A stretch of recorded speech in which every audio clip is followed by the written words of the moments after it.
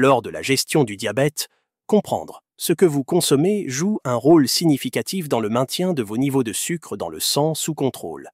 L'une des zones où de nombreuses personnes se confondent concerne les fruits. Sont-ils bons pour les diabétiques? Et si oui, lesquels?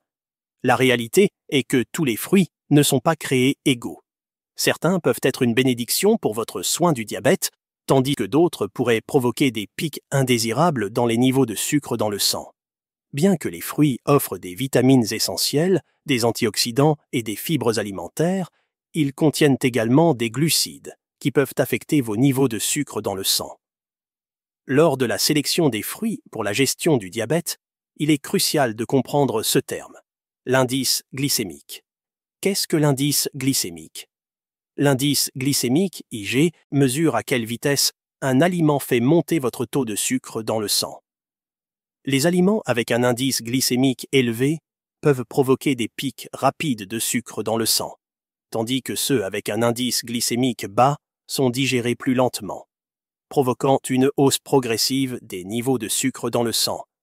Si vous avez du diabète, les aliments avec un IG plus bas, de 1 à 55, sont considérés comme un meilleur choix alimentaire que les aliments avec un IG moyen, de 56 à 69, ou un IG élevé, 70 et plus.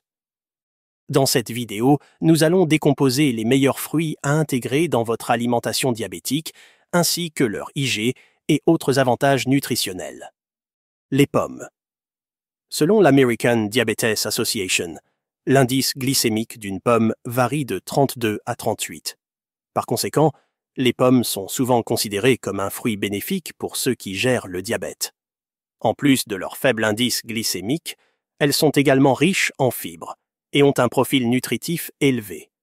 Les fibres dans les pommes aident à ralentir l'absorption du sucre, contribuant à des niveaux de sucre dans le sang plus stables. Les fibres sont les plus élevées dans la peau d'une pomme, alors assurez-vous de la laisser pour profiter au maximum des bienfaits du fruit. De plus, les pommes sont une bonne source d'antioxydants comme la quercétine, qui peut aider à améliorer la sensibilité à l'insuline. Bien que la modération soit essentielle, comme pour tout aliment lors de la gestion du diabète, l'incorporation de pommes dans un régime équilibré pourrait offrir plusieurs avantages pour la santé. Les baies. Les baies, telles que les myrtilles, les mûres, les framboises et les fraises, ont un indice glycémique compris entre 28 et 40. Les baies sont également riches en antioxydants comme les anthocyanines et peuvent aider à améliorer la sensibilité à l'insuline et à abaisser les niveaux de sucre dans le sang après les repas. Elles sont également faibles en glucides, avec environ 21 grammes de glucides par tasse.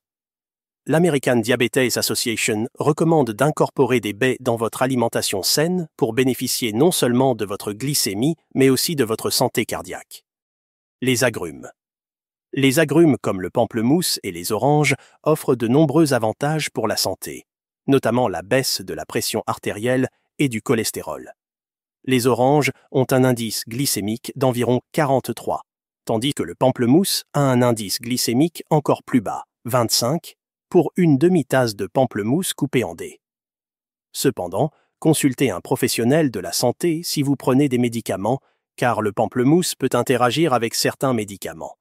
Penchons-nous de plus près sur les oranges. Si vous devez choisir entre une orange et du jus d'orange, optez pour l'orange. Pourquoi? Parce que l'orange elle-même contient beaucoup plus de fibres, elle n'est pas transformée, contrairement au jus d'orange qui est transformé. Ils passent parfois par un processus rigoureux pour devenir un jus. À la fin, ils sont parfois conservés dans ces grands réservoirs pendant environ 1 an et ce n'est pas nécessairement la meilleure chose pour vous. Pressés frais, si vous allez en boire, c'est votre meilleure option. Mais je n'achèterai pas ceux du magasin d'alimentation qui sont là depuis toujours. Maintenant, en ce qui concerne la manière dont cela fait monter votre taux de sucre dans le sang, cela fait effectivement monter votre taux de sucre dans le sang 3 fois plus si vous buvez du jus d'orange par rapport à si vous mangez cette orange. C'est parce que vous éliminez à nouveau les fibres et tout ça, et puis tout. Ce qui est liquide est certainement absorbé beaucoup plus rapidement dans votre sang. Donc, lorsque vous regardez la charge glycémique, c'est 3 fois plus de charge glycémique avec le jus d'orange par rapport aux oranges. Donc, je recommanderais certainement si vous allez manger une orange, Prenez l'orange, pas le jus d'orange. Les cerises. Selon la quantité servie, l'indice glycémique des cerises est d'environ 22, et elles sont également considérées comme un fruit à faible charge glycémique. Elles sont également riches en antioxydants, comme les anthocyanines, qui peuvent aider à combattre le stress oxydatif et l'inflammation, deux facteurs souvent élevés chez les personnes atteintes de diabète. De plus, les cerises sont une source de fibres, qui facilitent la digestion et peuvent contribuer à améliorer le contrôle de la glycémie. Cependant, il est important de les consommer avec modération. Alors, combien de cerises un diabétique peut-il manger? Eh bien, les cerises peuvent vraiment faire monter votre taux de sucre dans le sang, même si vous n'en mangez pas trop. Maintenant, si vous mangez environ une tasse de cerises, cela équivaut à environ 15 à 20 grammes de glucides au total. Donc, ce n'est pas horrible si c'est la seule chose que vous mangez, mais encore une fois, les cerises sont agréables. Elles ont beaucoup d'anthocyanines qui sont excellentes pour le système vasculaire du cœur, des antioxydants, et vous n'avez pas besoin d'en manger beaucoup, n'est-ce pas? Donc, si vous mangez une demi-tasse ou une tasse de cerises, ce sera largement suffisant pour répondre à vos besoins en antioxydants sans vous charger de beaucoup de sucre. Maintenant, regardons les fruits à éviter pour les diabétiques. Il est important de noter qu'il n'y a pas nécessairement de fruits mauvais pour les personnes atteintes de diabète. En fait, une revue d'articles publiée au cours des 10 dernières années étudiant la consommation de fruits et le diabète a révélé que la consommation de 200 grammes de fruits frais, équivalent à une pomme ou une banane, par jour, semble prévenir le diabète de type 2 et la prise de poids. Cependant, il est également important de comprendre que les fruits avec un indice glycémique plus élevé feront monter votre taux de sucre dans le sang plus rapidement. Si vous consommez l'un des fruits suivants, les mangez avec modération et les associer à des protéines et des graisses saines, comme du fromage, des noix ou du yaourt nature, peut aider votre corps à s'adapter à l'augmentation de la glycémie. Les pastèques. La pastèque, bien que rafraîchissante et hydratante, peut poser des défis aux personnes atteintes de diabète en raison de son indice glycémique élevé de 72. Les aliments avec un IG élevé sont digérés rapidement et peuvent provoquer des pics rapides de sucre dans le sang, ce qui est préoccupant pour la gestion du diabète. Mais nous savons tous que la pastèque est savoureuse et rafraîchissante. Elle contient également beaucoup de vitamine A, de vitamine B, de vitamine C, beaucoup d'antioxydants qui vous protègent contre le cancer, les maladies cardiaques. La pastèque est composée à 90 à 95% d'eau. Vous devez en consommer beaucoup pour vraiment faire monter votre taux de sucre. Une tasse de pastèque ne vous apportera que 12 grammes de glucides. L'indice glycémique est d'environ 70 ou 84 pour la pastèque, ce qui peut faire monter votre taux de sucre dans le sang si, par exemple, vous en mangez une grande quantité. Mais si vous mangez la pastèque en cubes et en morceaux, alors vous avez l'impression de manger beaucoup, donc vous pouvez en profiter de temps en temps. L'ananas. Bien que l'ananas soit un fruit nutritif qui offre une gamme de vitamines et de minéraux, il n'est généralement pas recommandé comme fruit de premier choix pour les personnes atteintes de diabète. Cela est dû à l'indice glycémique de l'ananas qui peut varier de modéré, 59, à élevé, 82, en fonction de la maturité du fruit, de son mode de traitement et de plusieurs autres facteurs. Par conséquent, si une personne atteinte de diabète souhaite manger de l'ananas, il est recommandé de le faire avec modération et de l'associer à une source de protéines ou de graisses saines pour atténuer le pic de glycémie qui peut accompagner un aliment à indice glycémique élevé. Alors, comment manger de l'ananas? Je suggérerais d'en prendre une tranche fine. Donc, fondamentalement, si vous faites cela, vous ne vous tuerez pas avec trop de sucre. Les bananes. Les bananes ont un indice glycémique moyen. L'IG d'une banane mûre est de 62. Ce qui signifie qu'elles peuvent provoquer une augmentation plus rapide des niveaux de sucre dans le sang par rapport à d'autres fruits avec un indice glycémique plus faible. De plus, elles sont riches en glucides, avec une banane de taille moyenne contenant environ 30 grammes de glucides.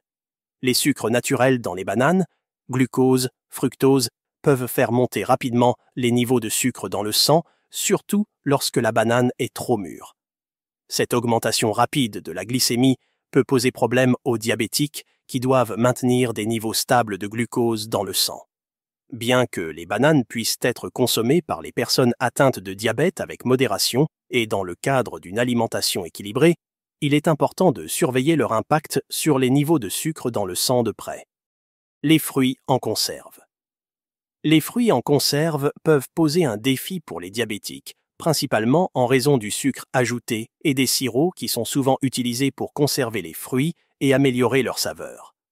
De plus, le processus de mise en conserve peut parfois épuiser le fruit de sa teneur naturelle en fibres, essentielle pour ralentir l'absorption du sucre et ainsi maintenir des niveaux stables de glucose dans le sang. Pour ces raisons, les fruits en conserve ne sont généralement pas recommandés dans le cadre d'un plan de soins du diabète, en particulier pour ceux qui gèrent le diabète de type 2 ou qui cherchent à perdre du poids. Au lieu de cela, optez pour des fruits frais ou ceux en conserve dans de l'eau ou leur propre jus et prêter une attention particulière à la taille des portions peut être un choix plus sain. Les fruits séchés. Les fruits séchés peuvent poser des défis pour les personnes atteintes de diabète en raison de leur teneur en sucre concentré et de leur densité en glucides plus élevée par rapport aux fruits frais. Lorsque les fruits sont séchés, l'eau est éliminée, ce qui donne un produit plus petit et plus compact qui conserve toujours tout le sucre naturel et les calories de son homologue plus grand et hydraté. Cela facilite la consommation d'une portion plus importante, augmentant ainsi le nombre de glucides et de sucre consommés en une seule prise. De plus, certains fruits séchés contiennent du sucre ajouté, augmentant encore le nombre de glucides et la charge glycémique. Le jus de fruits. Le jus de fruits peut poser des défis importants pour les personnes atteintes de diabète, car il manque souvent des fibres présentes dans les fruits entiers, qui aident à ralentir l'absorption du sucre et à réguler les niveaux de sucre dans le sang. C'est aussi une source concentrée de sucre et de glucides. Cela peut entraîner des pics rapides de la glycémie, rendant difficile le maintien d'une glycémie stable. De plus, de nombreux jus de fruits disponibles dans le commerce contiennent du sucre ajouté, aggravant encore leur indice glycémique élevé et leur charge glycémique. Bien que la gestion du diabète nécessite une planification minutieuse et des restrictions alimentaires, cela ne signifie pas que vous devez éliminer les fruits de votre alimentation. En choisissant des options à faible indice glycémique, riches en fibres et riches en nutriments essentiels, vous pouvez profiter des fruits et de tout ce qu'ils ont à offrir. Les raisins. Les diabétiques peuvent-ils manger des raisins? Et certaines personnes appellent les raisins des bombes de sucre, n'est-ce pas? Oui, c'est exact. Alors comment pouvez-vous vraiment manger des raisins si vous avez le diabète? Une portion de raisin correspond généralement à environ 16 raisins. Et quand avez-vous mangé pour la dernière fois juste 16 raisins? Les gens ont généralement tendance à manger beaucoup plus de raisins que cela. Donc, même une petite dose peut vraiment faire monter votre taux de sucre dans le sang. Il est donc généralement préférable d'éviter les raisins lorsque vous luttez contre le diabète. J'espère que cette vidéo vous a été utile. N'oubliez pas d'aimer cette vidéo, de partager et de vous abonner. N'oubliez pas de regarder de nombreuses autres vidéos sur le diabète que nous avons. Merci et prenez soin de vous.